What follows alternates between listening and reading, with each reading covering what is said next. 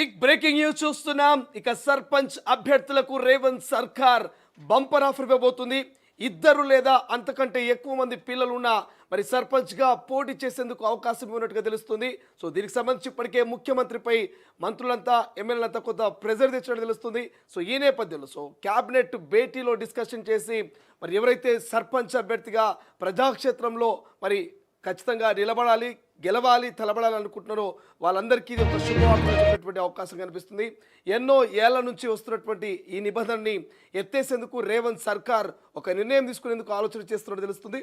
ఒకసారి దానికి సంబంధించినటువంటి ఆ స్పెషల్ స్టోరీ చూద్దాం. అసలు ఏం చేయాలనుకుంటుంది, సో ఈ నిబంధనని ఎప్పుడు ఎత్తివేసేటువంటి అవకాశం ఉంది, ఆ స్టోరీ చూసి సంవత్సరాలుగా ఎప్పుడెప్పుడు అని చాలామంది ప్రజాప్రతినిధులు ఎదురు చూస్తున్నటువంటి ఇద్దరు పిల్లలు లేదా అంతకన్నా ఎక్కువ మంది ఉంటే స్థానిక ఎన్నికల్లో పోటీకి అనర్హులు అనేటువంటి నిబంధనని తొలగించాలని తెలంగాణ ప్రభుత్వం నిర్ణయించింది. గత ఏడాది ఈ నిబంధనను ప్రభుత్వం తొలగిస్తుందని ఎదురు చూశారు. అది కాస్త జరగకపోవడంతో ఇక నిరాశ చెందారు.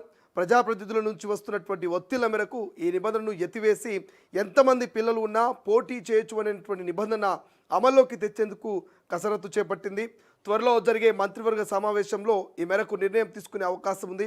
ఇటీవల ఈ నిబంధనను ఎత్తివేసే ఆలోచన ఉందని ముఖ్యమంత్రి రేవంత్ రెడ్డి సైతం వెల్లడించడంతో అధికారులు ఆ దిశగా చర్యలు చేపడుతున్నారు.